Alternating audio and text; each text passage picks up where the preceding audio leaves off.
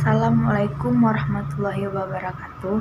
Perkenalkan, nama saya Rani Fitri, NIM 2030502148, kelas 2052 BPI, Prodi Bimbingan Penyuluhan Islam atau Fakultas Dakwah dan Komunikasi. Materi konsep dasar behavior, unsur-unsur terapi, teknik dan prosedur terapi. Dosen pengampu Hendra Wijaya SAG MPDI. Saya akan membacakan materi pertama, itu konsep dasar behavior mengenai kepribadian atau perilaku. Pribadi manusia menurut Sujanto dan kawan-kawan atau pemahaman tingkah laku tumbuh dari dua kekuatan, yaitu pertama kekuatan dari dalam yang sudah dibawa sejak lahir. Yang kedua, kekuatan dari luar atau faktor lingkungan yang hakikatnya dari kepribadian manusia. Menurut behavioral adalah perilakunya yang dibentuk berdasarkan hasil pengalaman. Pengalaman tersebut diperoleh dari interaksi individu dengan lingkungannya. Kepribadian dapat dipahami dengan mempertimbangkan perkembangan tingkah laku dalam hubungan yang terus-menerus dengan lingkungannya. Perilaku dibentuk berdasarkan hasil dari segenap pengalaman berupa interaksi individu dengan lingkungan sekitarnya. Tidak ada manusia yang sama. Kenyataannya manusia memiliki pengalaman yang berbeda dalam kehidupan. Kepribadian seorang merupakan cermin dari pengalaman, yaitu situasi yang diterimanya. Materi yang kedua yaitu unsur-unsur terapi. Ada 6 unsur terapi. Yang pertama, peran sosial atau martabat. Yang kedua, hubungan atau persekutuan terapeutik. Yang ketiga, retrospeksi. Yang keempat, reedukasi. Yang kelima, rehabilitasi. Dan yang keenam, resosialisasi. Materi yang selanjutnya itu munculnya gangguan terapi. Ada 5 akibat munculnya. Yang selanjutnya itu munculnya gangguan terapi. Ada 5 penyebab munculnya gangguan terapi. Yang pertama, merasa putus asa atau sedih yang luar biasa selama beberapa bulan, misalnya karena depresi. Yang kedua, cemas, takut atau khawatir yang berlebihan yang menyebabkan kesulitan dalam menjalani aktivitas atau pekerjaan sehari-hari.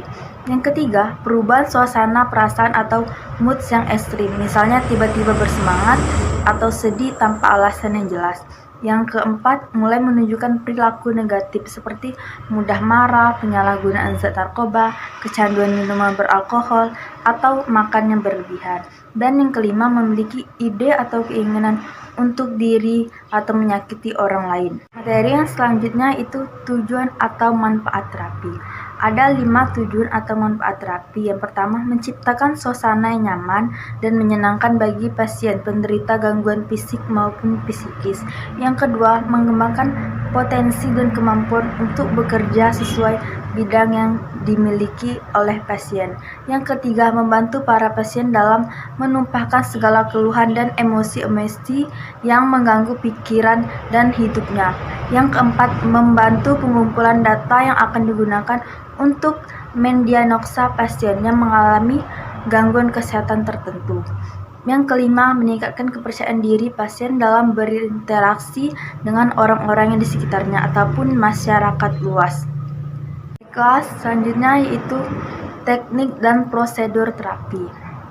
Ada 3 teknik dan prosedur terapi. Yang pertama, asosiasi bebas. Asosiasi bebas merupakan teknik utama terapi psikoanalisis. Asosiasi bebas merupakan metode pemanggilan kembali pengalaman-pengalaman masa lampau dan pelepasan emosi-emosi yang berkaitan dengan situasi-situasi traumatik di masa lampau. Yang kedua, penafsiran. Penafsiran adalah suatu prosedur dasar dalam menganalisis asosiasi bebas, mimpi-mimpi, resensi, dan trapensi.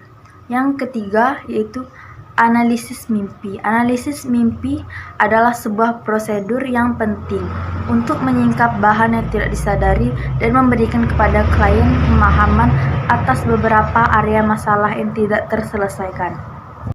Baiklah, itulah materi yang dapat saya sampaikan berikutnya itu kata penutup dari saya. Demikian yang dapat saya paparkan mengenai materi yang menjadi pokok pembahasan dalam materi ini. Tentunya masih banyak kekurangan dan kelemahan karena terbatasnya pengetahuan saya pada saat pembuatan PowerPoint ini. Semoga materi PowerPoint ini berguna bagi penulis dan khususnya juga para pembaca budiman pada umumnya. Terima kasih. Wassalamualaikum warahmatullahi wabarakatuh.